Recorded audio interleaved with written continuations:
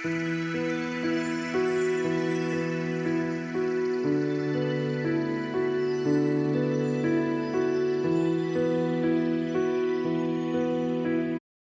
everybody, this is Adrienne Charleston and welcome to another installment of H.I.M, How I Met.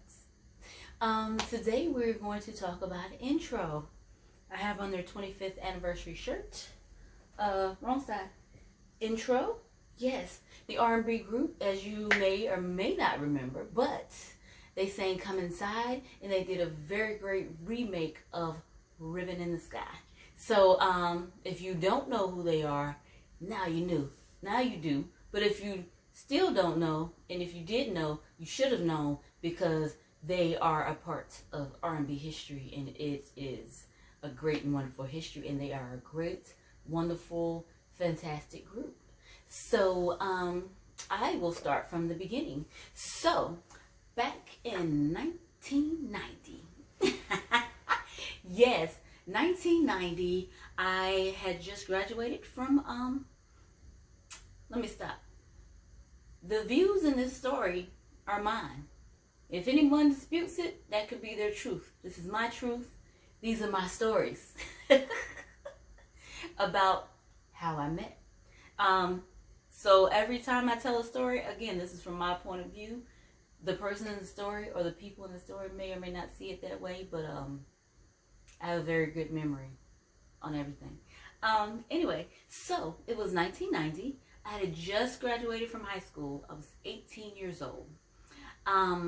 Back then at Fort Bragg, they used to have, I'm from Fayetteville, so right outside of Fort Bragg, they used to have boxing matches. I love boxing matches. I love going boxing. My dad used to take me boxing since I was a little kid. So I grew up going to the boxing matches at Fort Bragg. So I was at a boxing match with one of my sisters. I have 3 sisters, 1 brother. So I was at the boxing match with one of my sisters. And we watched the boxing match. At the end of it, this guy came up to me and he was like, "Hey, you know, I was fighting for you." I was like, "What?" He's like, "Yeah, I was in there boxing. I was fighting for you. Like, I saw you and I was like, I had to win this match for her."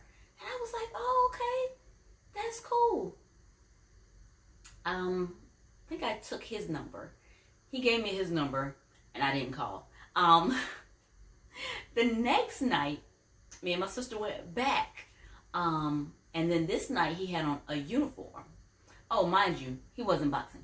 The next night he had on his uniform. He had on his military uniform with his burgundy airborne beret, looking sharp and cute. And I was like, "Oh." And then he was like, "You can't call nobody?" I was like, "What?" Who are you? He was like, "Yeah, you met me last night. I gave you my phone number and you didn't call me." And I was like, "Oh, here's mine." Gave him my phone number. And yeah, and he called. And that person was Buddy Wike. Not yet. Well, kind of the group intro, because they had started doing stuff and doing things around town and working towards getting themselves out there, getting a record contract. So this is while he was in the military. So it took a while it took a minute for us to get together. So he called, we talked. Everything was going okay, the first conversation, and then he was like, "Well, how old are you?" And I'm like, 18. And he was like, "Oh." And I was like, "Oh, what?" He's like, "Oh, somebody told me you were 21. And I was like, "I'm not." They could have been talking about my sister, who also wasn't 21, but you know, they get us mixed up a lot, because again, it's 4 girls. So, you know. And I was like, "No." And he was like, "Oh, well, I can't talk to you." And I was like, "Huh. Okay." Then he called back, and then we ended up dating. So so I dated Buddy for a while throughout the whole summer. Then the stuff in Saudi happened, and he had to go away to war, because you know what happened. Shortly thereafter, I had already joined the military, but I didn't leave till November. I think he may have left in September or October. So I went off to basic training, went to my AIT, all of that. I wrote him every day through basic training. Well, I would write every day, but I would mail it off once a week, but I would keep the little notes because I had a little bitty notepad. So that's what we did. And we kept in touch all the way through. I got to my first duty station. By that time, he was back from the war. He was stationed back at Fort Bragg. There was this one time. So within all of that, let me back up. Within all of that, so I was over there a lot, and they all lived together, and it was Prince, Kenny, and Buddy in a home together. And they would go around doing talent shows and stuff, and I would show up, make sure I was there. I was front row. I was cheering him on because at that time he was my man. First man I dated, because he was in his early 20s. So for me, that was the first man I dated, because before then I was, dated teenagers. So so when he got back from Saudi, not sure exactly what happened, but he found me at Fort Leavenworth, Kansas, which is where I was stationed, the land of many prisons, and I was working at the prison. And he found me, found my phone number, called me up, and he needed some money. And I was like, okay. So I wired him what I could, because I was, not really in the position to send a lot, because contrary to popular belief, military doesn't make a lot of money unless you've been in a lot of years and put in a lot of time, and even, never mind. But yes, and apparently he was in New York, and I think that's when the ball had started getting rolling for intro. And then by that time, Prince had been replaced with Jeff. And next thing I know, they were touring. They were on a tour with Silk while I was still stationed in Kansas. And they were, I think I went to see him in Omaha, Nebraska, because they were coming to Kansas City, and they were going to stay, but then the schedule changed, and they ended up staying the night in Omaha. And then when they finished in Kansas, they were going to hit the road. So this is before cell phones, social media, all that stuff. I know how to read a map. Everyone should know how to read a map. Something my dad taught me when I was little. Another thing from my dad. Besides boxing, he taught me how to read a map. So, but it was like, come to Nebraska. I was like, okay. I got some people at work to cover for me, because if you know, in the military, it's hard to just get off that quickly. You have to go through different chains and all this other stuff. So did what I had to do to get where I needed to be. So I drove to Nebraska. This was, I want to say 91, maybe? It was between 91 and 93. So I'm not real sure when it was. Had to be, I think it was after my son was born, so it had to be like 93. And I think I had just taken him home because I was about to be stationed somewhere else. So I'm going to say it was 93. So it was whenever they had the big floods in the Midwest. So I am driving with my map to Nebraska to see intro. There's water on both sides of the road, like up to the road. When I tell you it was a big flood, it was a huge flood. We had a little airport on my base at Fort Leavenworth. The airport was flooded. Like, they had to move the planes to higher ground. It was a bad Midwest flood. So I'm driving to Nebraska shortly after this flood on roads with water up on both sides. Nothing happened. Everything was clear. It was good. But just letting you know the circumstances and the lengths that I would go to. So Buddy was like, I will have your name at the hotel and at the place where it was going to be. And I was like, okay, cool. Got to the hotel. I think everything worked out at the hotel. Got to the arena, no name. Went around trying to talk to people, nothing. Then this guy was like, come on, because, one, I was by myself, and I couldn't have been lying just because, who's going to tell a story about driving from Kansas to see intro? I mean, well, no, somebody could have. But I was by myself because, normally other people travel in groups. I walk in, first person I run to is Buddy's brother. He has Wike's World. I think it's a podcast. So I run into Clayton and I'm like, Clayton. He's like, yo. And I'm like, yo. So so we hung out and waited for the show to be over. I got up with Buddy after they performed. It was just a nice trip. And then on the way back, I rode the bus. Clayton drove my car behind the bus because they were heading to Kansas City. So we did all that. And I think after that, I ended up in Germany. So we kind of lost contact after Germany. It's been years. Like, he got married at some point. I got married at some point. And I think by the time we caught back up to each other, it was some years ago. I was in the midst of a divorce, and I think he was too. And he was performing in Fayetteville, to me, where it all started. And so I went to see him, and it was amazing. I was like, hey. He was like, oh my goodness. Like, we just saw each other, and we hadn't seen each other in so long. And the love that we had for each other, is still there. I'm not going to say was still there, because I still love him. Because, just because you're not with someone, and probably will never be, doesn't mean that the love stops. So yeah. So that's how I met Intro. That's how I met Buddy. That's how I met Kenny. That's how I met Jeff. And they were all, and then I didn't find out about Kenny passing.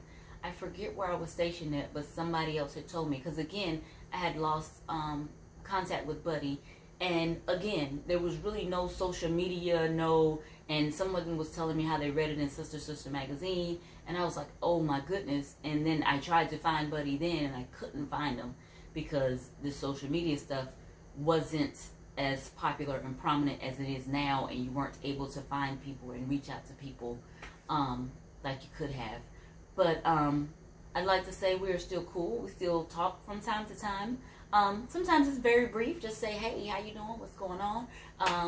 I got this the last time I went to New York. I met up with him and Jeff and got my shirt. We hung out for a little bit, and that was it. So I do let him know every time I'm in New York, even if it's just to swoop in and say, hey. He'll do his best to find where I am, or I'll try to get to where he is, just to speak, say hey. And he's always like, enjoy the city. If you need anything, let me know, because he will help me out, because we still have that love for each other. So yeah, so that's how I met Intro. If you have any questions or anything you want to add, or anything you want to say, I'm trying to make sure I got everything out. But yeah, hit me up on IG, AC Butterfly Flow, and ask away. You can ask questions at the bottom of this video. You can add statements, and yeah, I hope you enjoy. Thank you. Have a great day. Bye.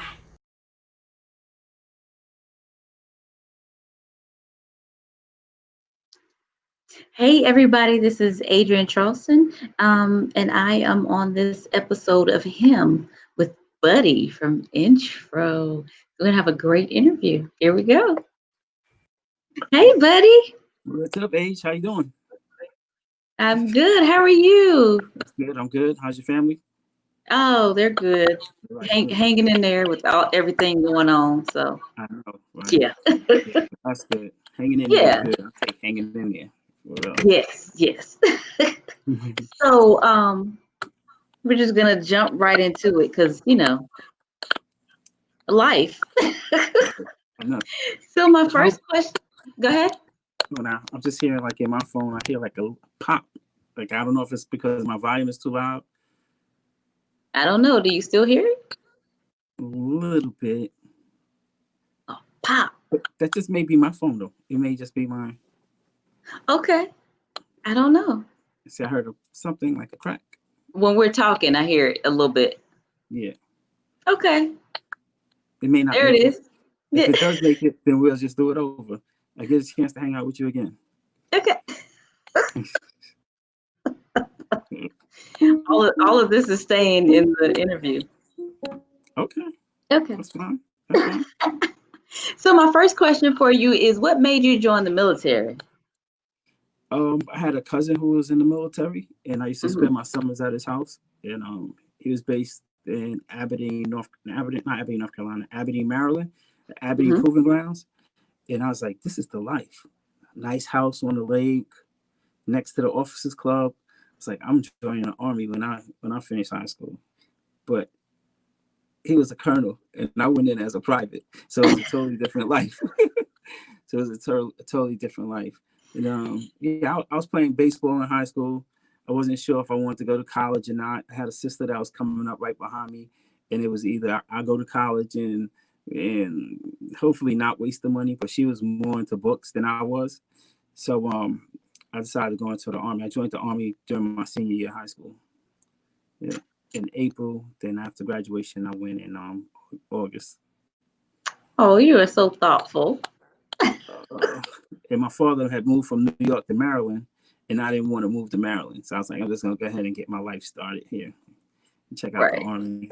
Yeah, it was pretty cool. I'm glad I did. I met some of the best people. The people that I've met in the army, including yourself, have been like some of my best friends for the rest of my life here. Yes. I Yeah. met you while you were in, because Fort Bragg was your second duty station. Actually, Fort Bragg was my third because I went from basic training. I went to Germany. From Germany, I went to Fort Riley, Kansas, and that's when after Fort Riley, Kansas, that's when I went to airborne school and how I ended up in 82nd. Yeah. Okay. Yeah, Yeah. because we met when you were in the 82nd. Yes. Yes. Yes. Okay. Thank you, Mama. Thank your mother for letting you hang out with me Yes, yes. You and you your are cool so funny. family. Yeah. And while we're on this topic, so what do you Mhm. think, why do you think our connection has lasted so long throughout these years? Because it's been 30. Yeah, I about was 30 plus years. Yep. Yes, Oh it's been well, 30 years. because we just always had a real deal friendship. Just always been real with each other and fun, and it's always been good times. I know you got my back. I got your back. We almost gelled into like almost like being family, and it's just been a long time of good times. Hmm. Yeah, yeah. Yes, and I And do consider you one of my better friends. I'm delighted. I'm honored. I'm honored. Well, because I know anytime I'm in your city, I can call you. You can tell me where to go, what to do. You'll help me out. Any whatever it is, it's always love and taken care of and all that other Mhm. stuff. So even past us, what we used to have is still a good friendship still here. So It'll be like that forever. yes,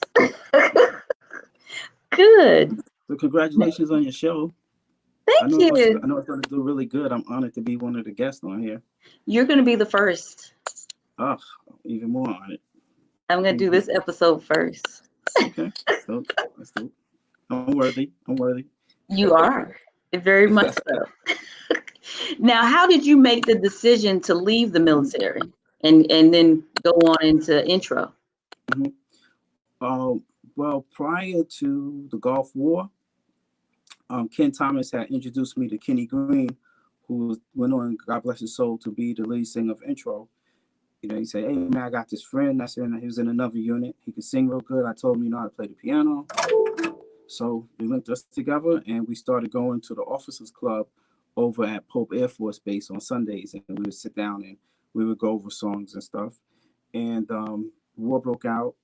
Um, Came back. Kenny had ETS from the Army, ended his term of service, and he had moved back to Michigan. I was able to get back in touch with him. He came back to North Carolina. We rehearsed, came up to New York. We met Heavy D. Heavy D introduced us to Eddie F.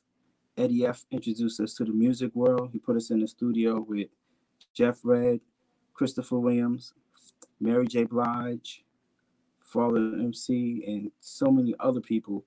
And this was during the time when I was still in the Army. So Atlantic Records was like, "Yo, we wanna you guys got some decent songs, but how about you guys put out an album on your own?" So they gave us a record deal, and that's how Intro became a part of the situation. But I told the record company that I worked for the government ordering helicopter parts. I didn't tell them I was in the Army because they would not have signed me, because at any time they spending all these millions of dollars on promotions and now war breaks out and I have to be deployed. Right. So just thank God my indeterminate service and the time of that intro was coming up is like an elevator, at the same time pretty much. And but when it was time for me to leave the Army, it wasn't, I had already had the job, with intro. So yeah. And And it wasn't an easy transition because, mind you, I was just coming back from the war, and everybody around me was going through the situations with the PTSD and what we're going to do after this. Are people going to look down on us? Are people going to want to hire us? And the music was such a distraction that I never really had to suffer with that. So it kind of pretty much saved me in a sense. So yeah, it was just, excuse the long answer, but that was pretty much it. Like intro, it just happened at the right time. Yeah. and I just wanted to do some follow up because before the war and before you got shipped off to the Gulf, y'all were doing the talent shows. You were on the radio in Fayetteville because that's where you were at the time. Yeah. So I was at a lot of your shows. I was Yep. voting on the radio when they played your songs on the radio. So y'all were already doing it, just in Prior to us Fayetteville. being the Heavy D, yeah, Yeah. we were intro prior to the record company. No, the record company didn't put us together. We would go Right. to like the La Shaka Lounge and do the talent shows, and we got a house music record that they started playing on Foxy 99, I think it was. Yep.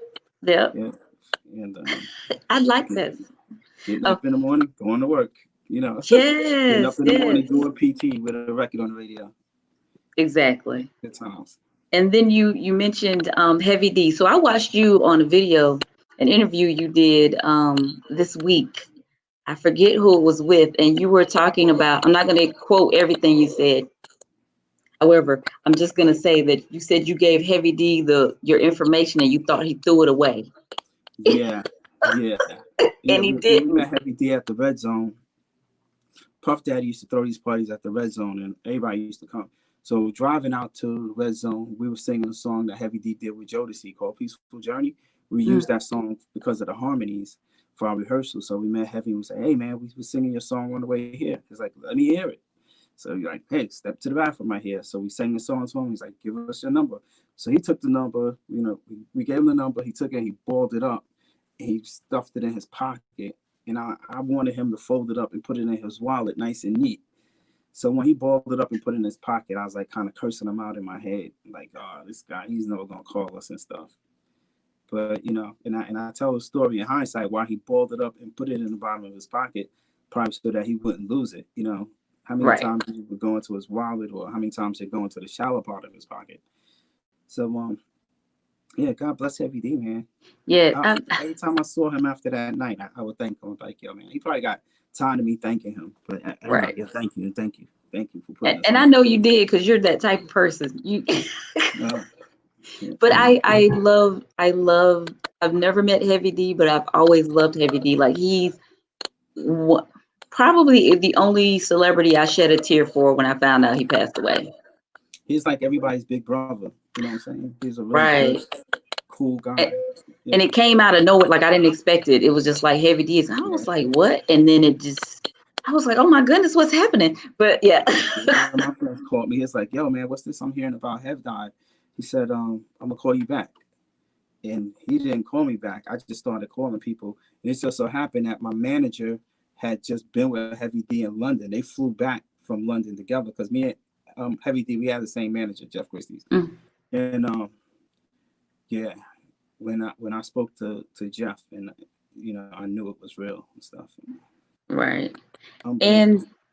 And since we're on the subject, don't want to keep everything down, but That's all good. how are you dealing with the passing of Kenny? Oh, the passing of Kenny? Yeah. That's every studio session. That's a struggle right there because I'm missing something. You know what I mean? Yeah. I'm missing that major part of my music life. And just trying to compensate it and cover certain parts up and just try to make it be the best that it could be.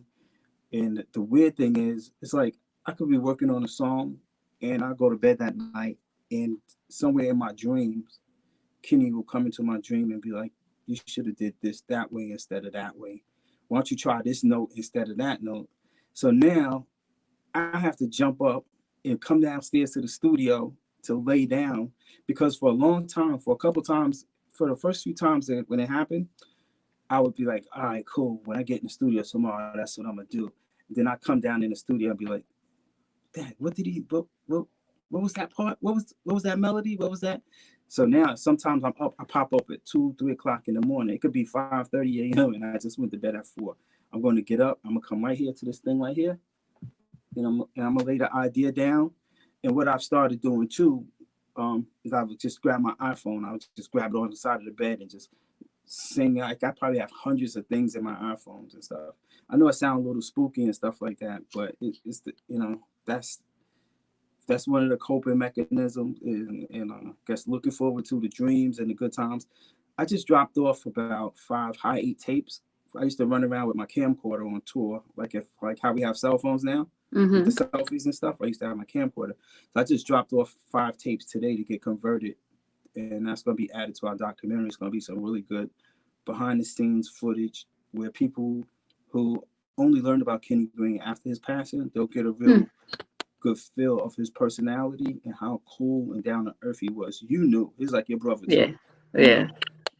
And that's what I was gonna say. It makes sense that he still comes to you when you're making music, because like I remember y'all being together all the time, and when y'all lived in North Carolina and y'all were playing, y'all, like everybody would sit around, music was playing, ideas was being tossed around. Like that's just how y'all worked in a room full of people just vibing and doing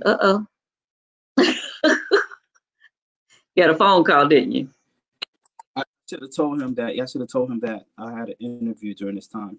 He won't call back right now. He knows that I'm busy. I'll call him back. I love him. Okay. Yeah, but that's Have you met my just father before?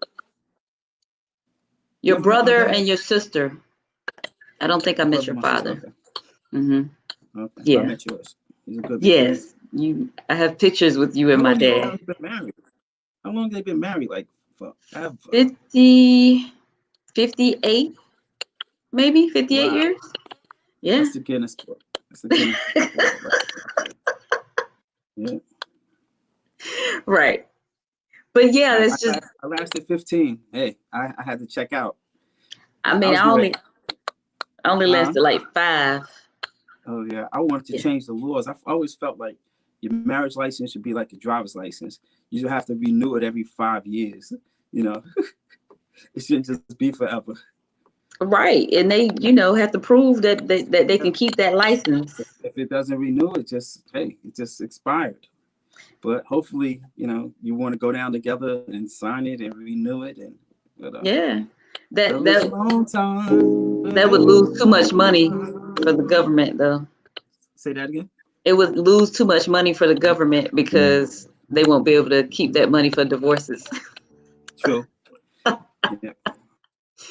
But so is there anything you would have done differently on your path to everything?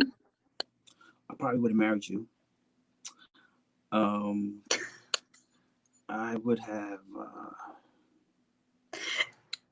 everything else happened where it was supposed to happen. Everything happened when and where it was supposed to happen.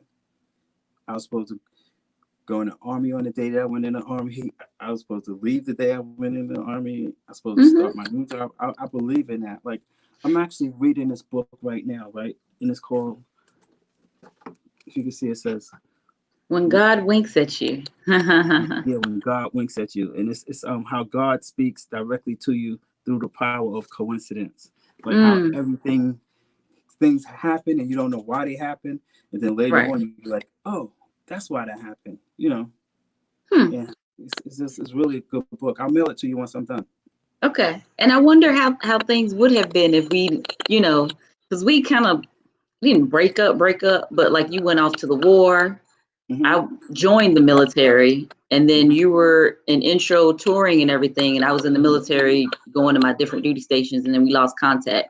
And not to cut you off, during that time that you was doing that, it was a good thing because my early days of intro would have probably demolished us. You know what I mean? We were just out of control. we were just like, this is what we wanted to do, you know, as young guys growing up and having songs on the radio and going to different countries and, you know, Yeah, I know. tasting different foods. I know. I remember being at a concert with you and some things that were said and done and people around. And we won't discuss it, but Okay.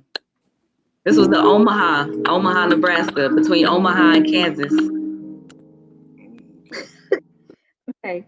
So what are you up to now? You mentioned a documentary. What else do you have going on? Love, Life, and Music. We filmed a documentary. We have 8 weeks to completion. Oh, Yeah, we're filming this Saturday here in New York. On the 30th, we're going to be in Raleigh, North Carolina. We're going to interview Big Daddy Kane and Sadat X. okay. You're saying Raleigh, North Carolina. You didn't tell me about that yet. I mean, that's on my schedule today. When I looked That's at where I'm schedule. at. So I'm gonna see you next week. Yeah. Okay. So And you know what? I need Big Daddy Kane and Sadat X for this because I've met both of them. I'll make it happen.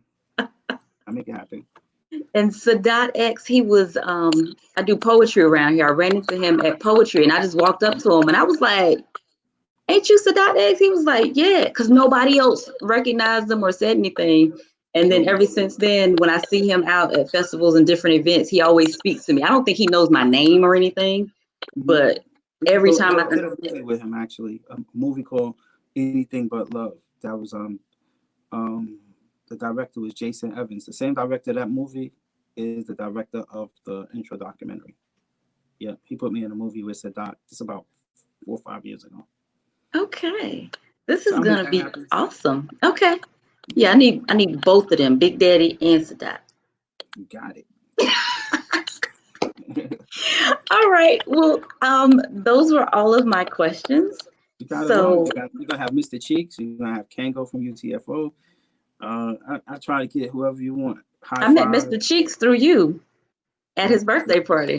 They're all my friends. So my friends are your friends. Y mi casa es su casa. Yes, so we have to, I was going to say break bread some kind of way, but a lot of stuff is closed around here, so we'll see. Mm-hmm. We'll see how it goes. We could buy some bread and cold cuts from the supermarket and make some sandwiches, and you know how we get that. It don't matter, you know. I'll cook. That's even better. I don't do cold cuts. Yeah. So thank you so much for joining me on this episode of H.I.M, How I Met Buddy Wike. My pleasure. Of intro. Butterfly. Oh yeah, I got to show the shirt. Let me lean up a little bit. This is the shirt, the intro shirt. Yes, I love it. All right, Butterfly. I love you. You take care. All right, love you too. You have a great day. And I hope to see you soon. Can I give my social media so I could just grab 1 or 2 listeners real quick? Yes. It's real simple. I brushed it down to this buddywike.com. And that's it. It's like BUDDYWIKE.com. And I'm hanging out with Adrian, the butterfly, the psychotherapist, the beautiful lady, the soul sister, the dancing on Saturday morning girl, the whole nine. One of the most infectious souls you ever want to meet. She's a really, really good person. Thank you so much. So you just want to keep me blushing. So thank you so much. And thank you all for watching and stay tuned for more. Y'all have a great day.